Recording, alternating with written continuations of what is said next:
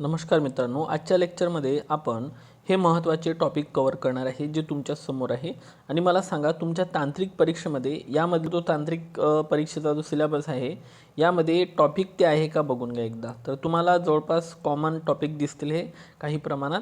तर चला मग आपण याला स्टार्ट करूया आणि स्टेप बाय स्टेप तुम्हाला सगळ्या गोष्टी समजून सांगतो. कंबाईन प्री मेन्सला, त्याचप्रमाणे नगर परिषद जेवढ्या काही एक्झाम आहे जवळपास सगळ्याच एक्झामला आपल्याला सायन्स बघायला मिळते. तर आपण सायन्समधली एक महत्त्वाची रिव्हिजन पण करणार आहे. आणि महत्त्वाचं म्हणजे मी तुम्हाला फक्त महत्त्वाच्या गोष्टी इथे सांगत नेणार आहे. फक्त त्या महत्त्वाच्या गोष्टी तुम्हाला बघत चालायचं आहे. आणि जर तुम्हाला वाटलं तर तुम्ही माझ्यासोबत याचे पॉईंट्स पण काढू शकता. ओके, सो पुढं जात आहे आपण. बघा, तर सगळ्यात महत्त्वाची गोष्ट म्हणजे काय आहे की इथे तुम्हाला दिसत असेल की प्रदेशातील वनस्पतीमध्ये प्रामुख्याने देवदार, पाईन, सूचीपर्णी वृक्षांचा समावेश होतो. म्हणजे आता इथं सांगायचं काय तात्पर्य आहे की जो बर्फाळ प्रदेश असतो इथे तुम्हाला देवदार, पाईन आणि सूचीपर्णी वृक्ष आढळतील. म्हणजे ऑप्शनमध्ये काय दिलं जाईल, सगळ्यात महत्त्वाचं की डोंगराळ भाग, नद्यांचा भाग, वाळवंटाचा भाग की हिम बर्फाच्छादित प्रदेश. तर या प्रश्नाचं उत्तर आहे हिम प्रदेशातील. ओके, म्हणजेच हिम बर्फाच्छादित. तर अशा पद्धतीनं आपण हे लेक्चर आता पुढं कंटिन्यू करणार आहे. ओके, फक्त महत्त्वाच्या गोष्टीकडे तुम्हाला काय द्यायचं आहे ते लक्ष द्यायचं आहे. ओके मित्रांनो, त्यानंतर तुम्हाला काही महत्त्वाच्या गोष्टीकडे लक्ष द्यायचं आहे. आता इथं काय म्हटलं आहे, बुरशीमध्ये हरितद्रव्य नसल्यामुळं ती प्रकाश संश्लेषण करू शकत नाही. म्हणजे प्रकाश संश्लेषणासाठी काय आवश्यक आहे, हरितद्रव्य आवश्यक आहे. म्हणजेच पेपरमध्ये तुम्हाला विचारलं जाईल की बुरशी ही हरितद्रव्य नसल्यामुळं प्रकाश संश्लेषण करत नाही. विधान चुकी बरोबर तर अगदी बरोबर आहे. त्यावेळची वनस्पती दिसत आहे मित्रांनो तुम्हाला, ही परजीवी आहे. ओके, सो हा पण पॉईंट लक्षात ठेवा. अमरवेल स्वतःचे अन्न स्वतः निर्माण करू शकत नाही. लक्षात घ्या, हा पॉईंट महत्त्वाचा भेटला आपल्याला. त्यानंतर आणखी काय लक्षात घ्या, बघा इथे तुम्हाला व्हीनस फ्लायट्रॅप दिसत असेल. हा प्रश्न पेपरमध्ये आला आहे का सांगा मला. घटपर्णी, व्हीनस फ्लायट्रॅप आणि ड्रॉसेरा या कीटकांचं भक्षण करणाऱ्या वनस्पती आहे. म्हणजे पेपरमध्ये प्रश्न कसा येईल की कीटकभक्षी वनस्पती कोणकोणत्या आहेत, तर घटपर्णी, व्हीनस फ्लायट्रॅप आणि एक आहे ड्रॉसेरा. ह्या प्रामुख्याने ज्या तुम्हाला 3 वनस्पती दिसत आहे मित्रांनो, ह्या कीटकांचे काय करतात, भक्षण करतात. वनस्पती कीटकांचे भक्षण करतात. मग महत्त्वाचं काय आहे, कशासाठी बरं भक्षण करतात असा प्रश्न जर विचारला तर उत्तर असणार आहे नायट्रोजन. म्हणजेच ते आपली नायट्रोजनची गरज पूर्ण करण्यासाठी कीटकांचं भक्षण करतात. बघा बरं किती छान प्रश्न दिलेला आहे. ओके, सो असं आता आपण समोर जाणार आहे. म्हणजे तुमच्या एक लक्षात आलेलं आहे की आपल्याला काय पाहायचं आहे. आणि याच पद्धतीनं तुमचे सगळे जे तांत्रिक प्रश्न आहे की तांत्रिक प्रश्न सिलेबसनुसार कंप्लीट होईल. त्याकरताच मी हे तुम्हाला सर्व काय केलेलं आहे, आधी तो सिलेबस दाखवलेला होता मित्रांनो. ओके, म्हणजे सगळं स्टेट बोर्ड जर तुम्ही व्यवस्थित वाचले प्रश्न वगैरे, तर तुम्हाला कंबाईनमध्ये, नगर परिषद ह्या ज्या एक्झाम आहे मित्रांनो, ह्या तुम्हाला सहजरित्या काय करता येईल, क्रॅक करता येईल. ओके, चला पुढे जाऊ आपण. हा एक चार्ट मला महत्त्वाचा वाटतो की डार्विनची जी उत्क्रांतीचा जो सिद्धांत होता. आता बघा, तुम्हाला विचारला जाईल की उत्क्रांतीचा सिद्धांत कोण मांडला, तर ऑब्व्हियसली चार्ल्स डार्विन यांनी तो मांडलेला होता. जीवशास्त्रज्ञ होते ते, म्हणजे प्रकारच्या प्राण्यांचा आणि वनस्पतींचा त्यांनी काय केला होता, अभ्यास केला होता. त्यांचा एक प्रसिद्ध सिद्धांत होता, सक्षम असेल तोच टिकेल. ओके, आणि दुसरा जो सिद्धांत होता त्यांचा तो होता नैसर्गिक निवडीचा सिद्धांत. म्हणजे पेपरमध्ये काय विचारलं जाईल तुम्हाला की नैसर्गिक निवडीचा सिद्धांत आणि सक्षम असेल तोच टिकेल हा पहिला सिद्धांत, आणि दुसरा सिद्धांत नैसर्गिक निवडीचा सिद्धांत कोणी मांडला होता, तर तो मांडला होता चार्ल्स डार्विन यांनी. ओके, म्हणजे तुमच्या लक्षात आलेलं आहे की सगळ्यात महत्त्वाची गोष्ट म्हणजे काय की उत्क्रांतीवादाचा सिद्धांत कोणी मांडला, तर चार्ल्स डार्विन यांनी मांडलेला होता. ते जीवशास्त्रज्ञ होते. त्यानंतर पुढे बघा, यावरती प्रश्न आला आहे का सांगा मला. हा जो चार्ट तुम्हाला दिसत आहे, एवढी क्वालिटी आहे मित्रांनो. जर आपण स्टेट बोर्ड व्यवस्थित केलं ना तर तुम्हाला सांगतो प्रश्न चुकणेच नाही आहे, प्रश्न बरोबरच येणे. आता पहा, द्विनाम पद्धतीचा जनक विचारलं होतं का मागं कंबाईनमध्ये, सांगा. द्विनाम पद्धतीचा जनक कोणाला म्हटलं जाते, तर ते म्हटलं जाते कार्ल लिनियस याला. ओके, मोस्ट टाईम पी करा, कार्ल लिनियस. लिहून घ्या बरं हे सगळे पॉईंट्स. त्यानंतर पाहता इथे काय म्हटलेलं आहे की तुम्हाला पहिल्यांदा क्रम लावा म्हणते असं विचारलं जाते. बरोबर आहे, तुम्हाला कधी कधी क्रम लावा लावते. ओके मित्रांनो, संघांचा वगैरे. मग आता प्राण्याचा वर्गीकरणाचा क्रम कसा लावायचा. सगळ्यात मोठा घटक आहे सृष्टी, 2 नंबर संघ, वर्ग, गण, कुल, प्रजाती आणि जाती. आला होता पेपरमध्ये प्रश्न. सगळ्यात लहान घटक आहेत जाती, ज्याला आपण स्पेसिस म्हणतो. आणि सगळ्यात मोठा कोणता आहे, तर तो आहे किंगडम. मग आपण इथं आंब्याचा आणि मानवाचा जर विचार केला तर आंब्याची जी सृष्टी आहे ती आहे प्लॅन्टी, आणि इकडे बघा मानवाची आहे ॲनिमेलिया. इथे बघा पुढं काय म्हटलं आहे की आपण बघा होमोसेपियन्स येतो आपण, मनुष्य कशामध्ये येते? होमोसेपियन्समध्ये. तर होमो काय झाला? होमो झाली त्याची प्रजाती आणि सेपियन झाली त्याची जाती. आणि आंब्याचं काय आहे शास्त्रीय नाव? ते आहे मँजिफिरा इंडिका. मग मँजिफिरा प्रजाती आणि जाती झाली त्याची इंडिका. ओके, हे बाकी एवढं पाठ केलं नाही तरी चालेल, परंतु कसं आहे काही सांगता येत नाही शक्यता, परंतु कसं आहे काही शक्यता नाकारता येत नाही. त्यांनी जर म्हटलं की कुल काय आहे, तो होमोनाईट आहे, जोड्या लावा म्हटलं तर, प्रजाती म्हटलं तर होमो आहे, जाती सेपियन्स आहे, वर्ग काय आहे मॅमेलियन आहे, गण काय आहे प्रायमेट्स आहे, संघ काय आहे कॉर्डाटा संघ आहे, आणि सृष्टी काय आहे ॲनिमेलिया. सृष्टी काय आहे तर ते आहे ॲनिमेलिया. तर या पद्धतीनं तुम्हाला प्रश्न विचारले जाऊ शकतात. कळलं का तुम्हाला? पण मी तुम्हाला सगळ्यात जास्त महत्त्वाचं काय सांगितलं, एक मँजिफिरा इंडिका आंब्याचं नाव लक्षात ठेवा, होमोसेपियन्स मानवाचं नाव लक्षात ठेवा, आणि हा पूर्ण उतरता क्रम तुम्ही पाठ करून घ्या. ओके, सगळ्यात मोठा सृष्टी, सगळ्यात लहान जाती आहे लक्षात ठेवा पेसिस. क्लिअर? इथपर्यंत तुमच्या क्लिअर झालं असेल. याला वर्गीकरणाचा पदानुक्रम म्हटलं जाते. ठीक आहे, हायरची ऑफ क्लासिफिकेशन लक्षात राहील. द्विनाम पद्धतीचा जनक कोण सांगितलं मी तुम्हाला? द्विनाम पद्धतीचा जनक आहे तो म्हणजे आहे कार्ल लिनियस. क्लिअर आलं असेल तुमच्या लक्षात. आणि यांच्या याच्यात एक पॉईंट आहे की पहिली संज्ञा प्रजाती दर्शवते आपण बघितलं, आणि दुसरी संज्ञा ही जाती दर्शवते. विधान चुकी बरोबर? तर अगदी बरोबर आहे. पहिली प्रजाती दुसरी जाती दर्शवते द्विनाम पद्धतीमध्ये. क्लिअर झालं इथपर्यंत? त्यानंतर काय म्हटलेलं आहे की आंतरराष्ट्रीय नामकरण संहितेच्या नियमानुसार सर्व सजीवांना द्विनाम पद्धतीने वैज्ञानिक नावे देण्यात आली आहेत पण ती. ओके, चला पुढे. त्यानंतर बघा हा एक पॉईंट महत्त्वाचा आहे. बघा 29 एप्रिलला कोणता दिवस साजरा केला जातो? तर जागतिक बेडूक दिवस हा 29 एप्रिलला साजरा केला जातो. आहे किती महत्त्वाचा प्रश्न आहे बघा. ओके, वन्यजीव संरक्षण कायदा. आता वन्यजीव संरक्षण कायदा तो मी तुम्हाला सांगतो 1972चा आहे. तर वन्यजीव संरक्षण कायद्यानुसार त्यांना मारणे, इजा पोहोचणे यावर बंदी आहे बघा.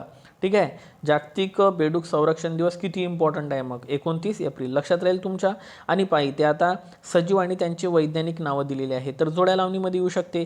कुत्र्याला काय म्हटलं जाते वैज्ञानिक नावामध्ये? तर कॅनिस फॅमिलियस. ओके, सो फॅमिलीचा मेंबर असते एक प्रकारे असं लक्षात ठेवा. गाय काय आहे? बोस टॉयरस लक्षात ठेवा, गायला म्हटलं जाते बोस टॉयरस. त्यानंतर जास्वंदाच्या फुलाला काय म्हणायचं?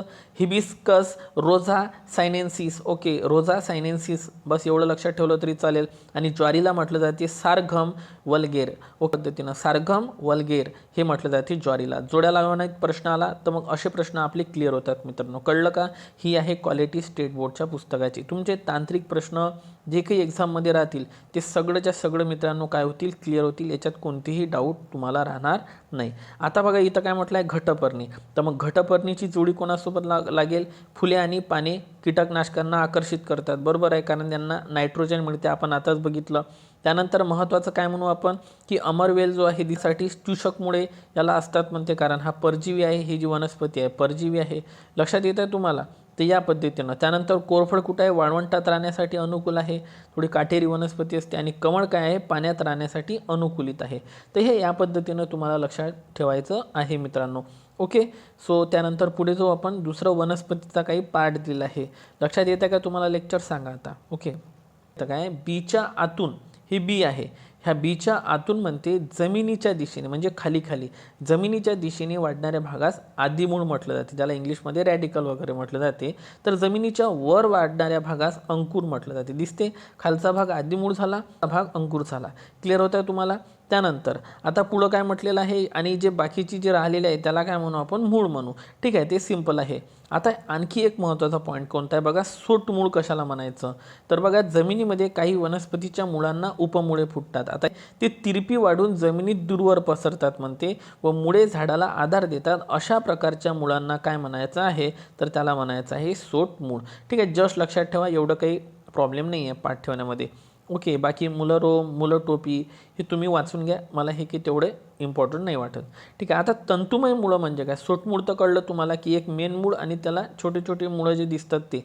आता तंतुमय मुळं म्हणजे काय होईल की इथं बघा काय म्हटलं आहे पॉईंट की मुळांचे सोटमूळ व तंतुमूळ असे दोन प्रकार पडतात. आता सोटमूळ आपण बघितलं ते थोडं जाडं होतं, तर द्विदल वनस्पतीमध्ये सोटमूळ असते, तर एकदल वनस्पतीमध्ये तंतुमूळ असते. बघा काय क्वालिटीचा प्रश्न आहे.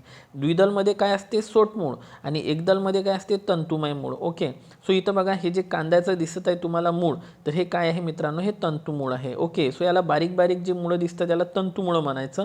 आणि इथे कसं होतं? इथे बघा मोठ्या प्रमाणात पण सिंगल टाईप होते, ते याला तुम्ही सोटमूळ म्हटलं, आणि हे काय म्हटलं, आणि याला काय म्हटलं तुम्ही? तंतुमय मूळ. आणि पाठ कसा ठेवा की म्हटलं बघा पाठ कसं ठेवायचं आहे, द्विदल वनस्पती असले तर त्याला सोटमूळ म्हणायचं आणि एकदल वनस्पती असेल ना तर त्याला तंतुमय म्हणायचं. लक्षात ठेवा, एक तंतू लक्षात ठेवून द्या, एक तंतू, तसंच लक्षात राहते. आलं का लक्षात? त्यानंतर पुढे चला. ओके, पुढे जो आपण सगळ्या मेन गोष्टी तुमच्यासोबत डिस्कस करतो. इंडियन बॉटनिकल जे गार्डन आहे इथं 250 वर्षापेक्षा मोठं काय, एक वडाचं झाड आहे. तर की आपल्याला एवढं लक्षात ठेवायचं येते की इंडियन बॉटनिकल जे गार्डन आहे ते कुठे आहे, तर लक्षात ठेवा ते कोलकात्याला आहे. लक्षात राहील मित्रांनो. ओके, त्यानंतर आता इथे काय म्हटलं आहे की खोड दिलेलं आहे आणि त्याचे काही पॉईंट दिलेले आहे. इथे काय म्हटलं बघा की अंकुर जे आहे ते जसजसं वाढत जाते तसतसं खोलाची लांबी काय होत जाते, वाढत जाते आणि खोडावर जे येतात त्याला पेरे म्हणतात. हे जे खोड आहे याच्यावर जे दिसत आहे तुम्हाला, याला काय म्हटलं जाते, पेरे म्हटले जाते. ओके, हे काय म्हटलं जाते, याला कांडे म्हटले जाते. तुम्हाला येते खोडांच्या 2 पेरातील अंतर, एक हे पेर आणि एक हे पेर, याच्यातलं जे मधातली जी गॅप दिसत आहे तुम्हाला, ही जी मधातली जी गॅप दिसत आहे यांच्यामधली, याला काय म्हणायचं, कांडे म्हणायचं आहे तुम्हाला. ओके, खोडाच्या अग्रभागाला काय म्हटलायचं, खोडाचा जो अग्रभाग आहे हा, याला म्हणायचं मुकुल. लक्षात येते काय, जोड्या लावणीत प्रश्न आले ना तर बघा किती कन्फ्युजन होईल पोरांचं. आपलं कन्फ्युजन नाही होऊ द्यायचं, आपण हे सगळे पॉईंट्स काय ठेवायचे आहे, लक्षात ठेवायचे आहे. सहज लक्षात राहतं, एवढं काही कठीण नाही आहे ते. ओके, चला पुढे. आता त्यानंतर इथं पानाबद्दल माहिती दिलेली आहे. ठीक आहे, पर्णपत्राच्या कडेला पर्णधारा म्हणतात. पर्णपत्राच्या कडेला काय म्हटलं जाते, पर्णधारा. हे जे काठ दिसत आहे तुम्हाला, हे साईड हे झाली त्याची पर्णधारा. ओके, झालं इथपर्यंत क्लिअर. त्यानंतर काय म्हटलेलं आहे की पर्णपत्र म्हणजे काय, पानाच्या पसरट भागाला काय म्हटलं जाते, पर्णपत्र म्हटलं जाते. जो पानाच्या रंगाचा असतो, कोणत्या रंगाचा, हिरव्या रंगाचा असतो. जस्ट लक्षात घ्या. ठीक आहे, त्यानंतर पुढे जो आपण नेक्स्ट, आता सगळ्यात महत्त्वाचा पॉईंट आहे मित्रांनो, हा फुलाचा भाग. आणि आपल्याला निदलपुंज, दलपुंज, पुमंग आणि जायांग सांगा, हा प्रश्न आला होता का पेपरमध्ये? नक्कीच आला होता. बघा, कळी अवस्थेत असलेल्या ज्या पाकळ्या असतात, ठीक आहे, या हिरव्या रंगाच्या जेव्हा असतात तेव्हा पानाने जेव्हा झाकल्या असतात तेव्हा त्याला निदलपुंज म्हणायचं. काय म्हणायचं, निदलपुंज. या आवरणाने जेव्हा ते झाकलेले असतात त्याला निदलपुंज म्हणायचं. दलपुंज म्हणजे काय, पाकळ्यांनी बनलेला जो भाग आहे, ठीक आहे, जो पाकळ्यांनी बनलेला भाग आहे त्याला काय म्हणायचं आहे तुम्हाला, त्याला म्हणायचं आहे दलपुंज. ओके, जो पाकळ्यांचा भाग आहे त्याला काय म्हणायचं, दलपुंज. जो हिरव्या याने झाकलेला आहे त्याला काय म्हणायचं, निदलपुंज. त्यानंतर पुमंग म्हणजे काय बघा की फुलाचा पुलिंगी भाग, पुमंगवरून पुलिंगी तसंच लक्षात राहते, पुमंगवरून पुलिंगी तसंच लक्षात राहते. आणि जायांग हा कोणता भाग आहे, तर जायांग आहे मित्रांनो तो स्त्रीलिंगी भाग आहे. ओके, जायांग आहे स्त्रीलिंगी भाग. ठीक आहे, तर इथे तुम्हाला दिसत असेल, हे झालं निदलपुंज, हिरवा भाग. ठीक आहे, त्यानंतर पुढे बघा, त्यानंतर आणि ह्या ज्या तुम्हाला पाकळ्या दिसत आहे हे झाले दलपुंज. ओके, तर या पद्धतीनं तुम्हाला हे लक्षात ठेवायचं आहे. ओके, सो जे आपल्याला इम्पॉर्टंट वाटते ते इथं आपण बघूया. तर आता इथं बघा काय म्हटलं आहे, सर्वसामान्य स्थितीमध्ये समुद्र सपाटीपासून वातावरणाचा दाब हा सुमारे, लक्षात असू द्या, 101-400. ओके, सो 1,01,0400 न्यूटन प्रति चौरस किलोमीटर इतका असतो म्हणते. म्हणजे वातावरणाचा दाब एवढा आहे मित्रांनो. आणि लक्षात असू द्या, वायुदाबकाने तो मोजता येतो. आणि वातावरणाचा दाब समुद्र सपाटीपासून उंच जाताना, जसजसं आपण समुद्र सपाटीपासून उंच जाऊ तसतसा त्याचा जो दाब आहे हा काय होत जाणार, कमी होत जाणार. लक्षात घ्या, जसजसं वर जाऊ तसतसं हवेचा, वातावरणाचा दाब काय होत जाते, कमी होत जाते. लक्षात राहील का, मोस्ट टाइम फिकरा माझ्याकडून हा पॉईंट. त्यानंतर अजून एक बघा, डॅनियल बर्नौली नाव ऐकलं असेल तुम्ही आणि पेपरमध्ये प्रश्न पण आला आहे याच्यावरती की 1726 साली महत्त्वाचे तत्व काय मांडले होते की हवेचा वेग वाढला की त्याचा दाब कमी होतो. बघा, हवेचा वेग वाढला की दाब कमी होतो आणि हवेचा वेग कमी झाला तर दाब वाढतो. हे सूत्र कोणा सांगितलं किंवा हा सिद्धांत कोणा सांगितला, सरळ उत्तर लिहायचं आहे, डॅनियल बर्नौली. सो हवेच्या दाबासंबंधित जरी तुम्ही लक्षात ठेवलं बर्नौली हवेचा दाब, तरी तुमच्या तेवढं लक्षात राहील मित्रांनो. ओके, सो आता मला सांगा, हे पॉईंट्स लक्षात येत आहे का तुमच्या? तर त्यानं जर समजून घेतलं ना तर हे सगळं कवर होते. म्हणजे हे लेक्चर जर तुम्ही व्यवस्थित ऐकत असाल तर नक्कीच तुम्हाला याचा कुठे ना कुठं काय होणार आहे, फायदा होणार आहे. ओके, तांत्रिक तर प्रश्न क्लिअर होतातच, पण महत्त्वाचं म्हणजे जे कंबाईनची एक्झाम आहे, नगर परिषद आहे, त्यासाठी उपयोगी ठरेल. घनतेचं सूत्र काय आहे, वस्तुमान भागिला आकारमान. बघा, घनतेचं सूत्र काय आहे, वस्तुमान भागिला आकारमान, त्याला म्हटलं जाते घनता. आणि काय म्हटलं जाते बघा, वस्तुमान हे ग्रॅममध्ये तर आकारमान घन सेंटीमीटरमध्ये. मोस्ट टाइम करा, वस्तुमान ग्रॅममध्ये तर आकारमान घन सेंटीमीटरमध्ये असते. आणि घनतेचं सूत्र आणखी काय आहे, ग्रॅम आणि घन सेंटीमीटर म्हणू शकतो. कारण आता पहा, वस्तुमान आपण ग्रॅममध्ये घेतलं, आकारमान घन सेंटीमीटरमध्ये घेतलं, म्हणजेच ग्रॅम भागिला घन सेंटीमीटर तुम्ही म्हणू शकता. तर घनतेचे एकक ग्रॅम प्रति घन सेमीच आहे म्हणते. ओके, सो क्लिअर ठेवा. त्यानंतर पुढे बघा, याच्यावरती एक प्रश्न आलेला होता. काय आला होता प्रश्न पहा, पाण्याचे असंगत आचरण तुम्हाला कुठं दिसेल? तर बघा इथं काय म्हटलं आहे की पाण्याच्या घनतेचं एक वैशिष्ट्य आहे, नेहमीच्या तापमानाचे पाणी थंड होऊ लागल्यानंतर सर्वसाधारण द्रव्यामध्ये पाण्याची घनता काय होत जाते, वाढत जाते. मात्र 4 अंश तापमानाच्या खाली तापमान गेल्यास पाण्याची घनता कमी होऊ लागते. म्हणते काय होऊ लागते, कमी होऊ लागते. 4 अंश तापमानाच्या खाली जर तापमान गेलं तर पाण्याची घनता कमी होऊ लागते. म्हणजेच 4 अंश ह्या तापमानाला पाण्याची घनता सर्वात जास्त असते, मोस्ट एम्पी. ओके, 4 अंश सेल्सिअसला. आणि 4 अंश सेल्सिअसच्या पाण्याचे तापमान कमी केल्यास त्याची घनता कमी होऊन त्याचं आकारमान वाढते. म्हणजे 4 अंशच्या खाली तापमान जाऊ लागल्यावर पाणी काय होते, प्रसरण पावते. ओके, तापमानाच्या खाली जाऊन काय होते, प्रसरण पावते, जे की आकुंचन व्हायला पाहिजे होतं. म्हणून याला म्हटलं जाते पाण्याचं असंगत वर्तन. सो एकच पाठ ठेवा, एवढं केल्यापेक्षा. आचरण तुम्हाला किती सेल्सिअसवर बघायला मिळेल, तर 4 अंश सेल्सिअसवर. It's a very very important question. I hope you better understand. त्यानंतर पुढे चला. नंतर पहा याच्यावर प्रश्न आला आहे का बघा. सिंपल प्रश्न येतात. द्राव्य, जो पदार्थ विरघळतो त्याला म्हणायचं द्राव्य, जसं की मीठ. ओके, द्रावक म्हणजे ज्या पदार्थात द्राव्य विरघळते ते म्हणजे पाणी. आणि द्रावण म्हणजे होते जेव्हा द्राव्य द्रावकात पूर्णपणे मिसळलेलं असते. म्हणजेच काय बघा, समजा हा ग्लास घेतला, याच्यामधलं जे पाणी आहे हे याला काय म्हणायचं, याला म्हणायचं द्रावक. याला काय म्हणायचं, द्रावक. यामध्ये आपण काय टाकलं, मीठ. हे काय झालं, द्राव्य. आणि याच्यापासून जे बनलं द्राव्य आणि द्रावकपासून जे बनलं ते असते द्रावण. Okay, so crystal clear. चला त्यानंतर पुढे जो आपण नेक्स्ट. त्यानंतर इथं एक पॉईंट छोटासा लक्षात घ्या. पोयटा मृदा म्हणजे कोणती मृदा होय, तिला म्हणायचं गाळाची मृदा. लक्षात ठेवा, एवढा पॉईंट लक्षात ठेवा फक्त. पोयटा मृदा म्हणजे कोणती मृदा आहे, तर ती आहे गाळाची मृदा. आता एक मृदा रचनेचे महत्त्व दिले आहे ते थोडक्यात बघून घ्या. मृदेमुळे काय फायदा होतो, तर मुळांना पुरेसा ऑक्सिजनचा पुरवठा होतो. बघा पेपरमध्ये आलं तर किती मुलं कन्फ्यूज होईल. ठीक आहे, पण आपण नाही व्हायचं. मुळांना पुरेसा ऑक्सिजन पुरवठा होतो का, हो. आणि पाण्याचा निचरा चांगला होते, त्यामुळे वनस्पतीच्या मुळांची योग्य वाढ होते. म्हणून मृदा संवर्धन हे कार्यक्रम काय करण्यात आले आहे, सुरू करण्यात आलेले आहे मित्रांनो.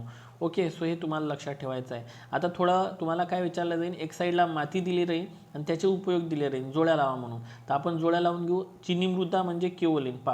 चिनी मृदा कोणाला म्हणायचं, केओलिनला. ही पांढऱ्या रंगाची असते आणि याच्यापासून कपबशा, स्नानगृहातील बशा, टाक्या, प्रयोगशाळातील उपकरणे, मुखवटे आणि बरण्या बनवल्या जातात म्हणते. ओके, सो याच्यापासून चिनी मृदा म्हटलं की हे एवढे सारे चिनी मृदा म्हटलं की एवढे सारे उपयोग येणार. शाडूची मृदा कशासाठी, तर एवढं लक्षात ठेवा, मूर्ती बनवण्यासाठी. शाडू म्हटलं तर मूर्ती. मग टेराकोटा मृदा कशासाठी, कुंड्या, सजावटाच्या वस्तू. ओके, आलं लक्षात. टेराकोटा म्हटलं तर सजावटी घ्यायचं. आणि मुलतानी मिट्टी जर म्हटलं, ज्याला आपण मुलतानी मृदा म्हणतो, तर ते सौंदर्य प्रसाधन चेहऱ्याला वगैरे लावतो आपण ते. सो चिनी मृदा आलं तर कब्बशा, स्नानगृहातील फरशा, टाक्या या संबंधित, प्रयोगशाळेतील उपकरणे. शाडू आलं तर मूर्ती घ्या डायरेक्ट. टेराकोटा मृदा जर म्हटलं तर कुंड्या वगैरे घ्या, सजावटी वस्तू. आणि मुलतानी मृदा आली तर ते घ्यायचं आहे सौंदर्य प्रसाधन. ओके, लेक्चर कसं वाटत आहे सांगा. ठीक आहे, त्यानंतर पहा, चिनी माती ही केओलिनाइट या प्रकारचे एक औद्योगिक खनिज आहे. हे चीनमध्ये सापडते आहे ना, म्हणूनच नाव काय पडलं, चिनी माती. तिला उष्णता दिल्यावर तिला चकाकी आणि काठिण्य प्राप्त होते, कडक बनते, म्हणून याचा वापर भांडीसाठी केला जातो. It's a very very important point. लक्षात येतं मित्रांनो. बघा काय क्वालिटी यार, खरंच खूप क्वालिटी आहे.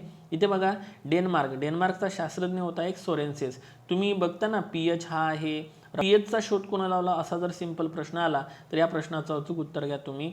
ते आहे डेन्मार्कचा शास्त्रज्ञ सोरेन्सेन्सनं पीएचची संकल्पना मांडलेली होती. आता पाणी व माती एकाच दोन मिश्रण जर केलं तर या साहाय्याने परीक्षण करतात म्हणते. ओके, सो आता असो. आम्लयुक्त मृदा कशाला म्हणायचं, 6.5 पेक्षा जर सामू कमी असेल, म्हणजे पीएच 6.5च्या कमी आला तर आम्ल झालं. ठीक आहे, त्यानंतर 6.5 ते 7.5च्या दरम्यान असेल तर त्याला उदासीन म्हणा. आणि 7.5 पेक्षा जास्त असेल तर काय म्हणा, त्याला आम्लारी म्हणायचं आहे. सो हे पॉईंट तुम्हाला इथं काय ठेवायचं आहे, लक्षात ठेवायचं आहे. ठीक आहे, तर थोडंफार हे लक्षात असू द्या. त्यानंतर महत्त्वाचा प्रश्न, हा पेपरमध्ये प्रश्न आला आहे का बघा बरं. जागतिक मृदा दिवस कधी असतात, तर जागतिक मृदा दिवस कधी असतो, तर तो असतो 5 डिसेंबरला. आणि याच पुस्तकात एक दिनविशेष गेलेला आहे 29 एप्रिल, तो असतो जागतिक बेडूक दिवस. क्लिअर का सांगा. ठीक आहे, 16 सप्टेंबरला काय असतो, जागतिक ओझोन दिवस असतो, 16 सप्टेंबर. ओके मित्रांनो, त्यानंतर पुढे जो आपण नेक्स्ट पॉईंटकडे बघा. इथे बघा मित्रांनो, प्रकाश संश्लेषणबद्दल माहिती दिलेली आहे, थोडंफार सूत्र वगैरे दिलेलं आहे, तर ते थोडं तुम्ही ऑब्झर्वेशन करा. कार्बन डायऑक्साईड, पाणी, मग प्रकाश ऊर्जा, हरितद्रव्य, त्यानंतर अन्न व ग्लुकोज आणि काय आहे ऑक्सिजन. तर तुम्ही हे ग्लुकोजचं सूत्र पाठ ठेवा. C6H12 आणि O6 हे कशाचं सूत्र आहे, तर हे आहे ग्लुकोजचं. ओके मित्रांनो, असंच सर्चिंग करावं लागते, असेच पॉईंट काढावे लागतात आणि असाच अभ्यास करावा लागतो. त्यानंतर बघा हा पॉईंट किती महत्त्वाचा आहे. प्रकाश संश्लेषण प्रक्रियेमध्ये वनस्पती काय तयार करते, असा प्रश्न आला तर काय लिहिणे आन्सर. तर बघा, प्रकाश संश्लेषणमध्ये वनस्पती काय तयार करते, तर उत्तर आहे कर्बोदके. ओके, आणि कर्बोदके ही कार्बन, हायड्रोजन आणि ऑक्सिजन यांपासून बनलेली आहे. ठीक आहे, कशापासून, कार्बन, हायड्रोजन आणि ऑक्सिजन. पण इथे बघा प्रथिने कशापासून बनलेली आहे, हा महत्त्वाचा पॉईंट आहे. प्रथिने कार्बन, हायड्रोजन, ऑक्सिजन आणि एक्स्ट्रा आहे एक नायट्रोजन. म्हणजे कर्बोदकामध्ये नायट्रोजन नाही आहे, कशामध्ये आहे, प्रथिनामध्ये आहे. प्रथिने तयार होण्यासाठी आवश्यक असलेला नायट्रोजन हा वनस्पती कुठून मिळवतात म्हणते मग, तर बघा हवेमध्ये नायट्रोजन वायू स्वरूपात असतो, परंतु वनस्पती जे आहे मित्रांनो ही नायट्रोजन शोषून घेऊ शकत नाही. त्यासाठी त्याचे स्थिरीकरण होणे म्हणजे संयुगात रूपांतरण होणे आवश्यक असते आणि यालाच नायट्रोजनचे स्थिरीकरण व जैविक आणि वातावरणीय अशा दोन पद्धतीनं ते होत असते म्हणते. ओके, सो जस्ट लक्षात ठेवायचं आहे की वनस्पती प्रकाश संश्लेषणमध्ये कर्बोदके तयार करते आणि कर्बोदकामध्ये काय असते, CHO. मात्र प्रथिने जो असतो, प्रथिनेमध्ये CHO आणि N असतो, परंतु वनस्पती वायूमधला नायट्रोजन वापरू शकत नाही, कारण ते वनस्पती वापरू शकत नाही, म्हणून ती नायट्रोजनचं काय करते, स्थिरीकरण करते. आणि आता आपण याच लेक्चरमध्ये काय बघितलं की ज्या घटपर्णी है ना, ड्रॉसेरा ह्या ज्या कीटकभक्षी वनस्पती होत्या त्या का बरं कीटकांना खात होत्या, कारण त्यांना कशाची कमतरता भरून काढायची होती, नायट्रोजनची. असे प्रश्न येतात. ठीक आहे, मग हे रायझोबियम वगैरे तुम्हाला माहीत आहे ना, नायट्रोजन वगैरे संबंधित आहे. चला पुढं. तर ह्या पद्धतीनं हे महत्त्वाचं लेक्चर होत आहे मित्रांनो. आय होप की तुम्हाला हे बेटरली काय होत असेल, आवडत असेल. ओके, दगडफूल जर वनस्पती विचारली तर हे सहजीवी वनस्पती आहे, एवढं थोडं सांगायचं. दगडफूल म्हणजे काय हो, लायकेन. फूल म्हणजे कोण होते, तर लायकेन. लायकेन नाव तर तुम्ही ऐकलं असेल. सांगा बरं लायकेनचा उपयोग कशासाठी होतो. तुम्हाला जर विचारलं की काय विचारलं तुम्हाला की परजीवी वनस्पती कोणकोणत्या आहेत, तर उत्तर घ्यायचं आहे बाणगुळ आणि अमरवेल हे जे आहे ह्या परजीवी वनस्पती आहे. कोणत्या आहे, परजीवी. पण लायकेन आणि दगडफूल काय बघितलं आपण, आता लायकेन आणि दगडफूल काय बघितलं, एकच आहे ते. तर ह्या झाल्या सहजीवी वनस्पती, यांची जोडी लावायची सहजीवीची दगडफूल आणि लायकेन सोबत. ओके, आणि परजीवी वनस्पतीची जोडी कोणासोबत लावणार तुम्ही, बांडगुळ आणि अमरवेल सोबत. तर अशा पद्धतीनं तुम्हाला जोड्या लावायच्या आहे. लक्षात येत आहे तुम्हाला, म्हणजे हे पॉईंट्स काढायचे आहे तुम्हाला. नंतर पहा इथं काय म्हटलेलं आहे की ही जे ड्रॉसेरा बर्मानी दिसत आहे ना, आपण म्हटलं होतं कीटकभक्षी वनस्पती आहे. बघा कोणती वनस्पती आहे ही, कीटकभक्षी वनस्पती आहे. तर बघा हा शोध 1737 मध्ये श्रीलंकेमध्ये जॉहान्स बर्मन नावाच्या व्यक्तीने लावला होता, म्हणूनच तिला नाव काय पडलं, बर्मानी. ओके, सो बर्मन वरून नाव काय पडलं, बर्मानी. बर्मन या वरून नाव काय पडलं, बर्मानी. ओके, ड्रॉसेरा बर्मानी कुठले होते शास्त्रज्ञ, श्रीलंकेतले. कधी शोध लागला, 1737. Okay, clear. चला, मृतोपजीवी वनस्पती दिलेली आहे. मग बुरशी आली तर काय घ्या, बुरशी भूचत्रे हे कवक गटातील असून ह्या कशा आहे, ह्या मृतोपजीवी वनस्पती आहे. ओके, दगडफूल काय बघितलं आपण, दगडफूल बघितलं सहजीवी, म्हणजे सहजीवी पॉईंट काढा, सहजीवी वनस्पती दगडफूल. त्यानंतर एक पॉईंट काढा, परजीवी वनस्पती बांडगुळ, आणि आणखी एक जोडी काढून घ्या तुम्ही, ती जोडी म्हणजे होते मृतोपजीवी वनस्पती. तर ती कोणती आहे, तर ती आहे बुरशी आणि भूचत्रे. आणि लिहून घ्या कीटकभक्षी वनस्पती ड्रॉसेरा बर्मानी. झालं, जोड्या लावल्या तर तुमचे प्रश्न सारे काय होतात, सॉल्व्ह होतात. त्यानंतर पहा, बुरशीमुळे अन्न दूषित होते, त्यामुळे विविध प्रकारचे आजार पण होतात. ओके, आणि पण बुरशीमध्ये औषधी गुणधर्म पण असतात. पहा याच्यावर प्रश्न आला आहे की नाही, तर बुरशीमुळे अन्न दूषित होते, अ स्टेटमेंट होतं, हे विधान बरोबरच आहे. आणि ब स्टेटमेंट काय होतं पेपरमध्ये, की बुरशीमध्ये औषधी गुणधर्म पण असतात. आपल्याला काय वाटेल की अरे पहिल्या याच्यात तर हे अन्न दूषित दाखवते आणि दुसऱ्या याच्यात औषधी गुणधर्म, तर इथंच आपल्याला फसवलं जाते मित्रांनो. तर हे लक्षात घ्या. ईस्ट आणि काही भूचत्रे हे उपयोगी आहेत पण ते. ओके, आणि ईस्ट हे किण्व ब्रेड तयार करण्यासाठी वापरलं जाते. आंबवण्याच्या प्रक्रियेमध्ये सुद्धा त्याचा वापर केला जातो. आणि पहा इथं काय म्हणते, भूछत्रांमध्ये जीवनसत्व आणि लोहाचं प्रमाण कसं असते, भरपूर असते. So it's a very very important point. Anaemia रोग हा लोहाच्या स्वभावी होतो, हे तुम्हाला माहिती आहे. ओके, चला आता आलाय सगळ्यात महत्त्वाचा चार्ट. बघा, सगळ्यात महत्त्वाचा चार्ट तुमच्या समोर. तुम्ही फक्त एवढा चार्ट कंप्लीट करायचा आहे. एवढं कंप्लीट केलं की इकडलं तुमचं आपोआपच सगळं पाठ होते. कसं बघा, नायट्रोजनचं काय काम आहे तर प्रथिने आणि हरितद्रव्ये आणि पेशीद्रव्ये यांच्यातील महत्त्वाचा घटक आहे. बरोबर आहे. फॉस्फरस काय करते वनस्पतीच्या बाबतीत, प्रकाश ऊर्जेचं रासायनिक ऊर्जेत रूपांतरण करते. तुम्हाला जर आलं की वनस्पतीच्या बाबतीत प्रकाश ऊर्जेचं रासायनिक ऊर्जेत रूपांतरण कोण करते, तर प्रकाश ऊर्जेचे रासायनिक ऊर्जेमध्ये काम करण्याचं फॉस्फरस. ओके. पोटॅशियम कशासाठी आहे, चयापचय कार्य जे आहे त्याच्यासाठी पोटॅशियम कार्य करते. वनस्पतीचे हरितद्रव्ये निर्माण करते, त्याला दोन गोष्टी कारणीभूत आहे, एक मॅग्नेशियम आणि एक लोह. मोस्ट आयम्पी करा, हरितद्रव्ये जे वनस्पती निर्माण करते कोणामुळं, लोह आणि मॅग्नेशियममुळं. चयापचय कशासाठी करते, पोटॅशियममुळं. आणि ठीक आहे, आणि प्रकाश ऊर्जेचे रासायनिक ऊर्जेत फॉस्फरस. क्लिअर होत आहे, ठीक आहे. आणि नायट्रोजन म्हटलं तर प्रथिने, हरितद्रव्ये आणि पेशीद्रव्ये यांच्यातील महत्त्वाचा घटक. तर झिंक पण संप्रेरक घटक आहे. तर जस्ट लक्षात ठेवायचं आहे तुम्हाला. ओके. सो बाकी मग त्याचे हे कारणं वगैरे दिले आहेत, तुम्हाला वाचायचं असलं तर तुम्ही हे वाचू शकता.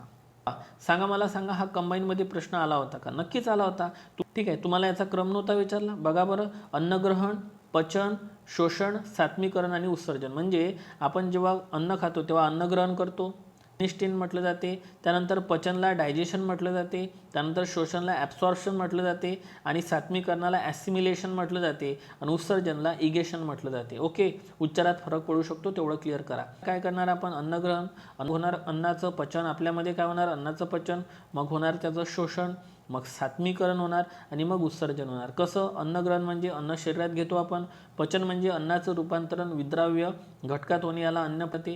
शोषण म्हणजे पचनातून तयार झालेला विद्राव्य रक्तात शोषला जातो.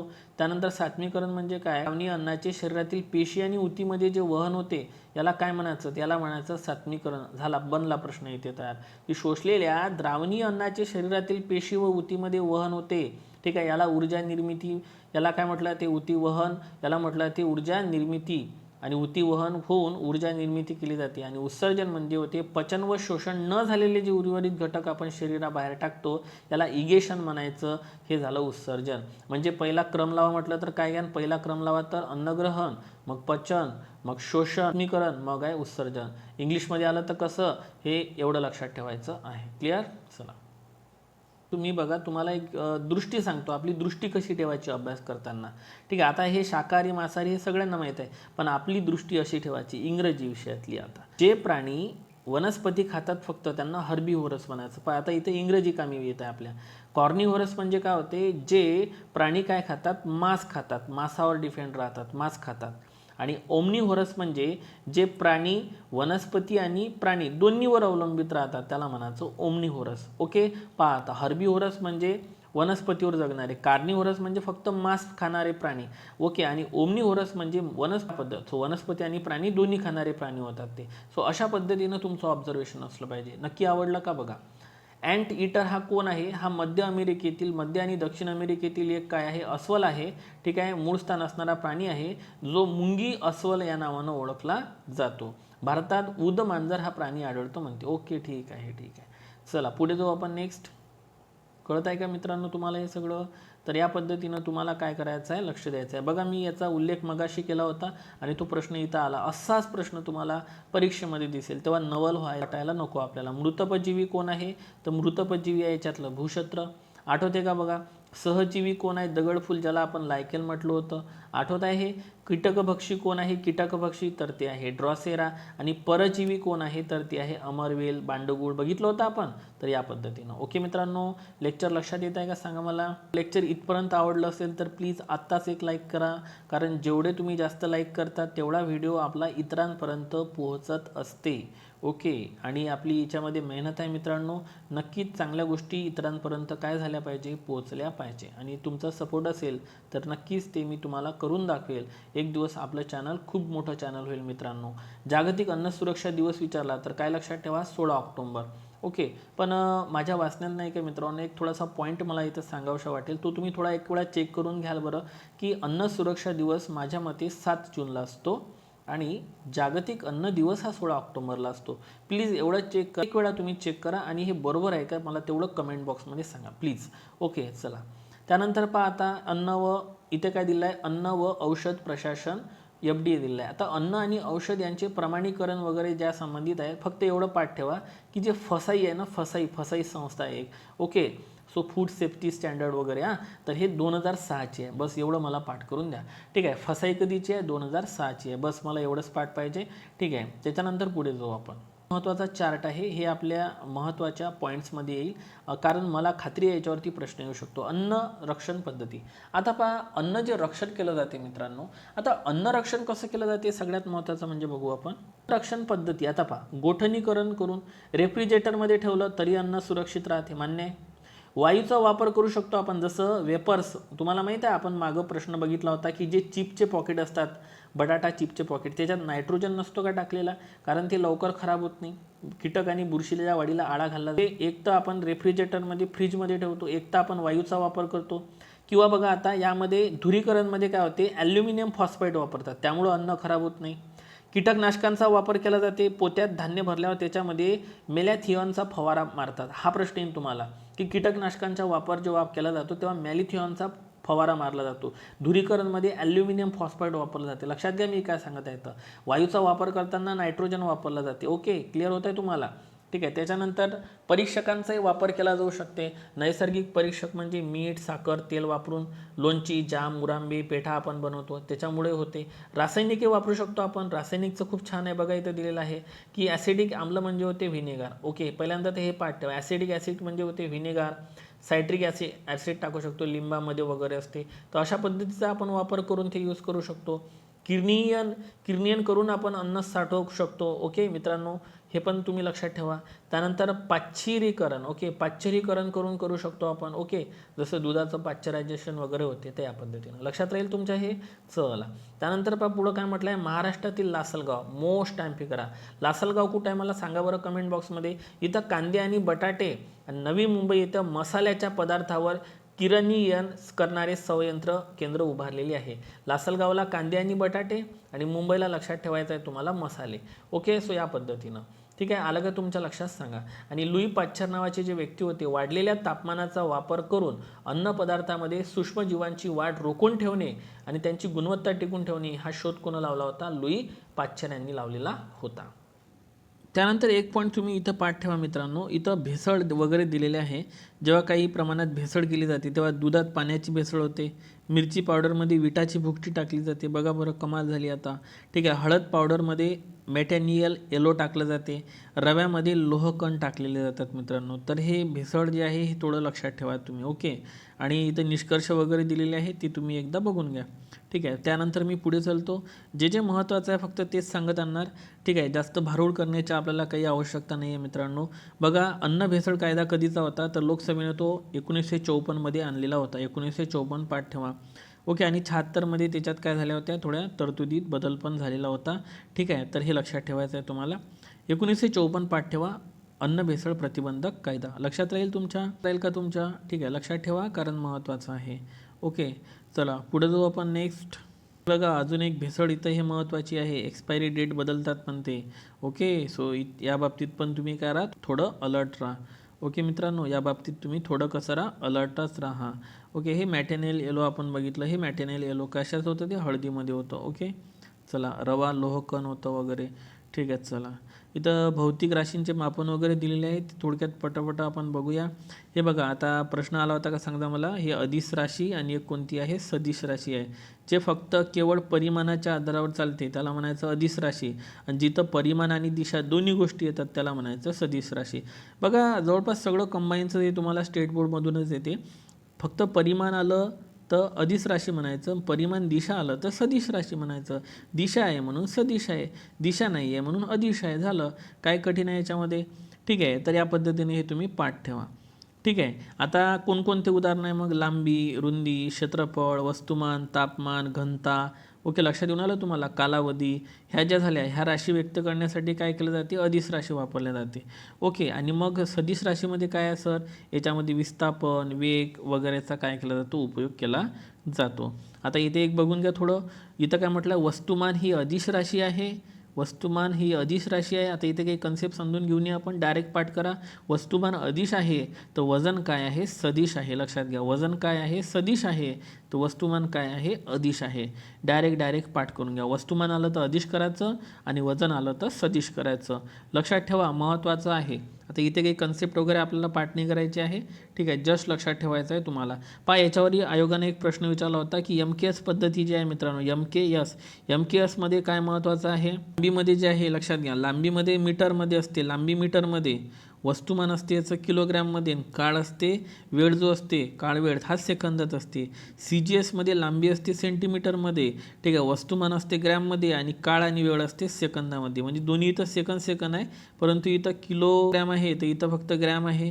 आणि इथं लक्षात असू द्या, इथे जे वस्तुमान जे होतं लांबी आहे ते लांबी कशामध्ये होती, मीटरमध्ये, तर इथं ते सेंटीमीटरमध्ये, एवढा फरक आहे. ओके, याचा अर्थच तो आहे ना, मीटर किलोग्रॅम सेकंद, आणि इथं काय म्हणू याला, मीटर ग्रॅम आणि सेकंद. आलं असेल लक्षात तुमच्या. ओके, सो क्लिअर ठेवा. त्यानंतर थोडं हे पाठ असू द्या. 1 घनफूट म्हणजे काय होते, 28.317 लिटर इतकं पाणी होते. ओके, 1 घनफूट म्हणजे होते 28.317 लिटर. आणि तुम्ही हे पण ऐकलं असेल TMC, एवढं TMC पाणी धरणातून सोडण्यात आलं वगैरे वगैरे, जे काही असेल ते, ठीक आहे. तर TMCचा अर्थ पाठ करून घ्यायचं, 28.317 अब्ज. 1 घनफूट म्हटलं तर फक्त 28.317 लिटरच होते, पण 1 TMC म्हटलं तर ते अब्ज लिटरमध्ये होऊन जाते आणि आकडा तोच आहे, 28.317. पाठ ठेवा, महत्त्वाचं आहे. पुन्हा एकदा बघून घ्या, 28.317 अब्ज लिटर.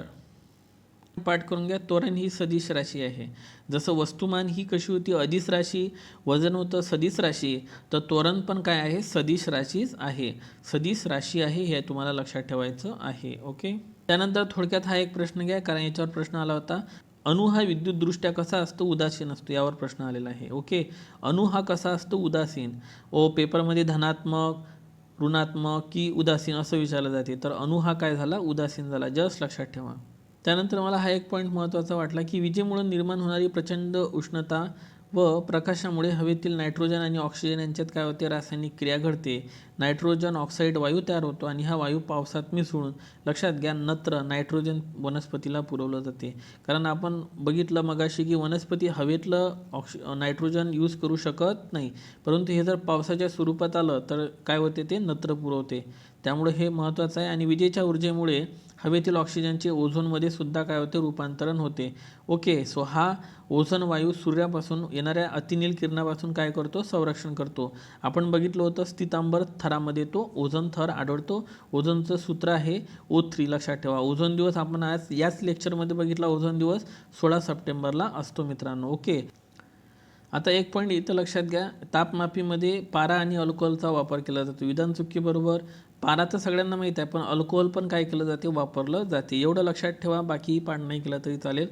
सर जेम्स ड्युअर हे स्कॉटिश वैज्ञानिक होते आणि 1892मध्ये पहिला थर्मास फ्लास्क बनवलेला होता. ओके, सो हा पॉईंट लक्षात ठेवायचा आहे तुम्हाला, ज्याला ड्युअर फ्लास्क म्हणून सुद्धा ओळखलं जाते, कारण जेम्स ड्युअर यांनी तो थर्मास बनवलेला होता. बघा, तुम्हाला अभ्यासामध्ये सिलेबसमध्ये आपत्ती व्यवस्थापन हा चॅप्टर आहे. तुम्हाला सांगतो, हे जे पुस्तक आहे हे 7व्या वर्गाचं सायन्सचं पुस्तक आहे मित्रांनो. आणि यामध्ये तुम्हाला जे तुमच्या तांत्रिक परीक्षेमध्ये काही प्रमाणात जे सिलेबस दिलेला आहे ते सगळे याच्यामध्ये जवळपास काय केलेलं आहे, कव्हर केलेलं आहे. त्यामुळे हे जे पॉईंट्स आहे हे सगळे व्यवस्थित लक्षात घ्या सगळ्यांनी. आता लडाखमध्ये ढगफुटी केव्हा झाली, तुम्हाला प्रश्न येऊ शकतो. तुम्हाला आपत्ती व्यवस्थापन आहे. मुंबईचा तर महापूर तुम्हाला माहीतच आहे, 26 जुलै 2005, मागच्या लेक्चरमध्ये पण कव्हर केलं होतं. 26 जुलै 2005मध्ये मुंबईमध्ये ढगफुटी झाली होती, महत्त्वाचं आहे. 8 ते 10 तासामध्ये मुंबईला 950 मिलीमीटर इतका पाऊस पडला होता, म्हणजे 37 इंच इतका पाऊस पडलेला होता आणि संपूर्ण मुंबई जलमय झाली होती. म्हणून बऱ्याच पेपरमध्ये 26 जुलै 2005 हे तारीख आजही विचारली जाते, कारण लक्षात घ्या, मोठ्या प्रमाणात मुंबईला पूर आला होता. लडाख विचारलं होतं, 10 पाठ ठेवा. आपत्ती व्यवस्थापन पाहत आहे आपण. आता बघा, भारत सरकारने राष्ट्रीय पूर आयोगाची स्थापना केव्हा केली होती, पेपरमध्ये प्रश्न आला, कुठून आला, स्टेट बोर्डमधून. लक्षात घ्या, राष्ट्रीय पूर आयोग कधीचा आहे, 1976चा आहे. लक्षात राहील का मित्रांनो, राष्ट्रीय कधीचा आहे, 1976चा. बस मला एवढं पाठ करून द्या, 1976चा. त्यानंतर काय म्हणते, विजेचे तापमान सूर्यापेक्षाही प्रखर आहे म्हणते. बघा, सर्वच विजा जमिनीवर पडत नाही, महत्त्वाची गोष्ट. 95% विजा आकाशातच असतात म्हणते, फक्त 5% विजा कुठं पडत असतात, जमिनीमध्ये. हा महत्त्वाचा पॉईंट वाटला मला. ठीक आहे, वातावरणात दर सेकंदाला 40 विजा चमकतात. किती विजा, 40 विजा चमकत असतात. पाठ ठेवा एवढं, क्लिअर. त्यानंतर पुढे चला. त्यानंतर थोडक्यात हे पाठ करून घ्या की एक स्थायी संस्था जी आहे, आंतरराष्ट्रीय संस्था ज्याला आपण UNDP म्हणतो, युनायटेड नेशन डेव्हलपमेंट प्रोग्राम, 1965ची स्थापना दाखवत आहे UNDPची. ओके, सो हे लक्षात ठेवायचं आहे तुम्हाला. त्यानंतर हा एक महत्त्वाचा दिवस आहे मित्रांनो, आंतरराष्ट्रीय नैसर्गिक आपत्ती प्रतिबंध दिवस कधीचा आहे, तर तो आहे 13 ऑक्टोबरचा. बघा बरं किती इम्पॉर्टंट प्रश्न आहे की मोठ्या मोठ्या पुस्तकात ह्या तुम्हाला सापडणार नाही, जे की स्टेट बोर्डमध्ये सापडते. एक कोणता बघितला आपण आजच्या लेक्चरमध्ये, 5 डिसेंबरचा जागतिक मृदा दिवस बघितला, 29 एप्रिलला बेडूक दिवस बघितला बेडूक दिवस, 16 सप्टेंबर सांगितला मी तुम्हाला ओझोनचा, 16 सप्टेंबर कशाचा सांगितला, ओझोनचा, आणि शेवटचा होता आंतरराष्ट्रीय नैसर्गिक आपत्ती प्रतिबंध दिन, तर तो आहे 13 ऑक्टोबरचा. हे पण इथं तुम्ही काय करा, पाठ ठेवा. हुक यांच्याबद्दल माहिती दिलेली आहे. काय म्हटलेलं आहे की इथं बघा, 1665 म्हणजे बुचाच्या झाडाचा पातळ काप कापून तो सूक्ष्मदर्शकाखाली ठेवला आणि तेव्हा त्यांना काही रचना दिसली, ज्याला त्यांनी सेल असं म्हटलं होतं, कप्पे. ठीक आहे, लॅटिन भाषेत त्याला सेलला म्हणजे लहान खोली असं म्हटलं जाते. मग तुम्हाला एक कळलं असेल की पेशीचा शोध कुणा लावला, पेशीचा शोध लावला रॉबर्ट हुक यांनी. झाला, बनला प्रश्न. आणि MJ शाल्डेन आणि थिओडोर शॉन यांनी पेशीच्या रचनेविषयी सिद्धांत मांडला.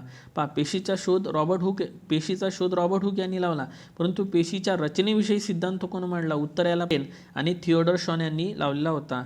तर पुढं काय म्हटलेलं आहे की 1885 मध्ये R. विरशॉ यांनी पूर्वी अस्तित्वात असलेल्या पेशीमधूनच होतो असं R. विरशॉ यांनी काय केलं होतं, स्पष्ट केलं होतं. पॉईंट पाठ ठेवा मित्रांनो. कोणता बघा की सूक्ष्मदर्शक उपकरण जे आहे मित्रांनो, ते कोण तयार केलं होतं, सूक्ष्मदर्शकाचा शोध कोण लावला, अँटन ल्युएनहॉकने लावला होता. मोस्ट टाइम फिकरा माझ्याकडून. पॉईंट काढले का, पॉईंट काढून घ्या. जर आता लेक्चर पाहिलं असाल तर चालेल, परंतु नंतर सेकंड टाईम जेव्हा हे लेक्चर बघाल तेव्हा हे सगळे पॉईंट्स तुमच्याजवळ असायला पाहिजे. नंतर हा एक छोटासा पॉईंट आहे, थोडा पाठ करून घ्या.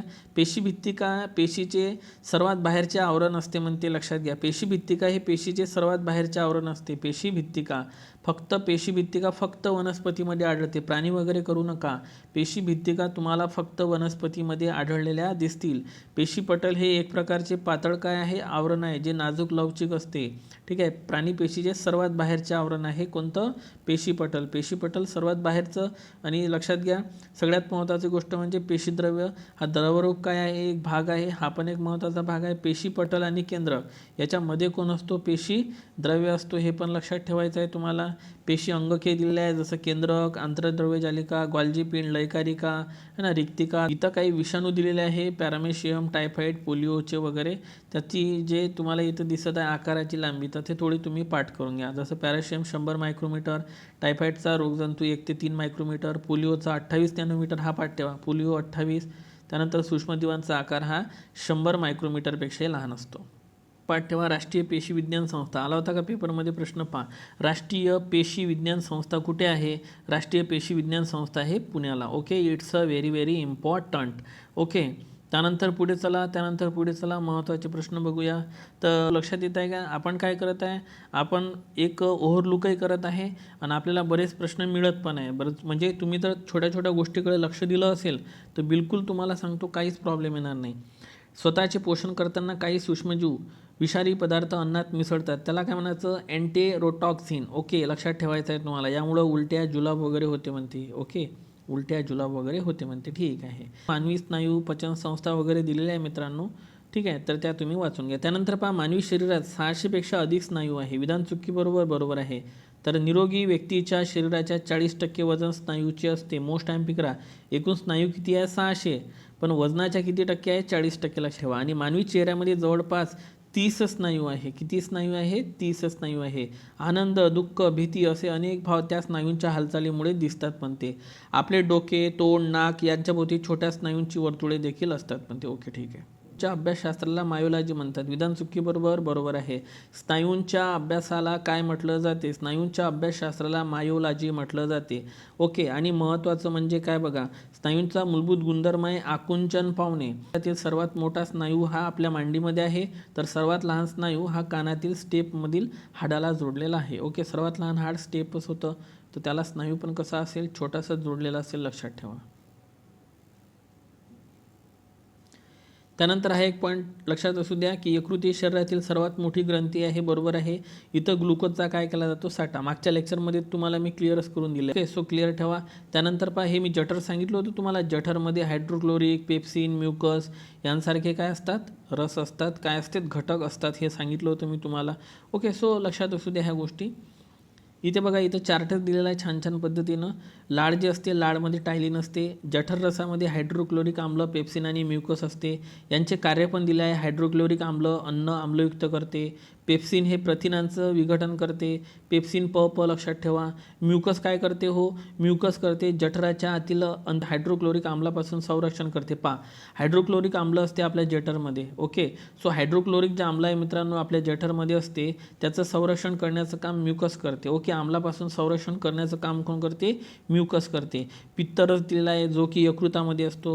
पित्तरस यकृतामध्ये असतो. स्वादामध्ये ट्रिप्सिन, लायपेज आणि अमायलेज असते. जठर रसामध्ये हायड्रोक्लोरिक आम्ल, पेप्सिन आणि म्युकस असते. हे इकडे तिकडे करायचे नाही, जे जिथं आहे तिथंच ठेवायचे आणि त्यांचे कार्यपाठ ठेवा. ट्रिप्सिनचं कार्य कोणतं, प्रथिनाचं रूपांतरण अमिनो आम्लात करते ट्रिप्सिन. लायपेज काय करते, मेदाचं रूपांतरण मेदाम्ल व ग्लिसरॉलमध्ये करते. आणि अमायलेजचं कार्य कोणतं आहे, पिष्टमय पदार्थाचं रूपांतरण शर्करेमध्ये करते. मला एवढं पाठ करून द्या हे तुम्ही. आणि लहान आतडे आंतररस स्त्रावते, प्रथिनाचं अमिनो आम्लात रूपांतरण करते. वर्क आहे ते तुम्हाला लहान आतडे करताना दिसत आहे. नवीन पदार्थ जर एखाद्या गोष्टीत तयार होत नसेल, कोणताही एखादा नवीन पदार्थ तयार होत नसेल तर त्याला भौतिक बदल म्हणा. आणि जे बदल घडल्यामुळं मूळ पदार्थाचं रूपांतरण नवीन वेगळ्या पदार्थात होत असेल त्याला रासायनिक बदल म्हणा. एक उदाहरण देऊन देतो. पाण्याचा बर्फ झाला, बर्फाचं काय झालं, पाणी झालं.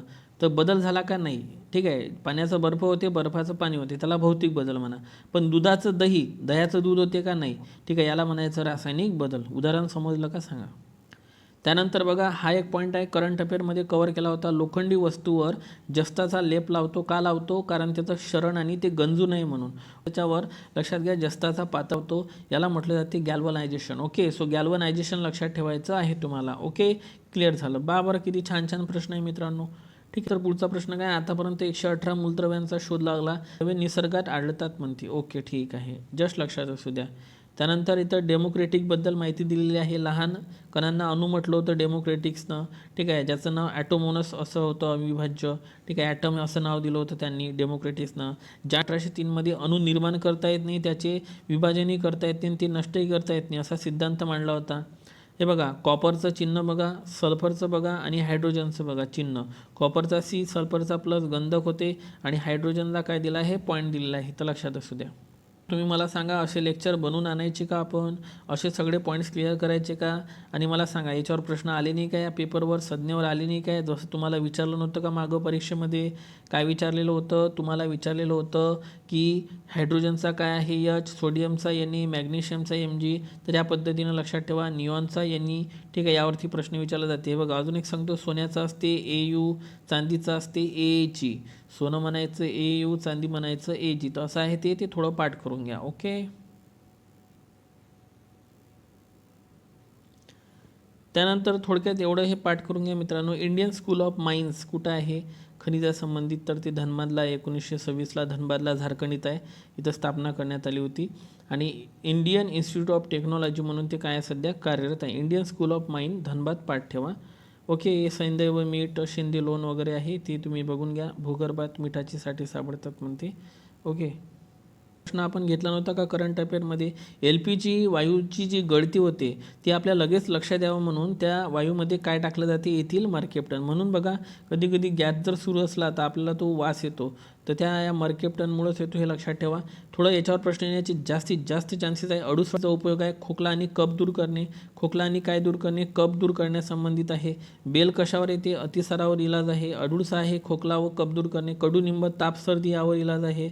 सदाफुली अर्काचा कॅन्सरवर, यावर प्रश्न आलेला आहे. सदाफुलीचा उपयोग होता अर्काचा कॅन्सरवर. दालचिनी आहे अतिसार मळमळ यावर. आणि सिंकोना वनस्पती मलेरियावर, याच्यावर प्रश्न आला आहे. एक सिंकोना मलेरिया आणि सदाफुली कॅन्सर हे सगळ्यात महत्त्वाचे आहे दोन्ही वनस्पती. ह्या पाठ ठेवा, याच्यावरती प्रश्न विचारले जाते. आणि पोलीस भरतीचे तर मला जास्तीत जास्त प्रश्न हे स्टेट बोर्डमधूनच दिसत आहे, त्यामुळं हे तुम्ही सर्वांनी व्यवस्थित करून घ्या. त्यानंतर इथे बघा सागरी अणुऊर्जा निर्मितीमध्ये थोरियम वापरतो, बरोबर आहे. कॅमेऱ्याच्या फ्लॅश बल्बमध्ये मॅग्नेशियम असते, हे माहीत आहे आपल्याला. साबण काच खत निर्मिती, साबण आलं तर पोटॅशियम घ्यायचं. सोडियम आलं तर कापड कागद निर्मितीमध्ये. आणि सल्फेट येते कृत्रिम रेशीम तयार करणे, त्याच्या संबंधित काय आहे तर ते आहे सल्फेट. जोड्या लावणीसाठी लिहून घ्या चार्ट. त्यानंतर हा एक पॉईंट पाठ ठेवा. मायकल फॅरेडे हे नाव चुंबकीय बलरेषांचे गुणधर्मासंबंधित लक्षात असू द्या. मायकल फॅरेडे यांनी काही संशोधन केलेले होते. सो मायकल फॅरेडे यांच्यावर प्रश्न येऊ शकतो. एवढं तुम्ही काय करा, क्लिअर करून ठेवा. हा एक पॉईंट लक्षात ठेवा मित्रांनो, जो आयुका आहे inter university centre for astronomy and astrophysics. Okay, so हे पुण्याला आहे. तर हे एवढं तुम्हाला इथे काय ठेवायचं आहे, लक्षात ठेवायचं आहे.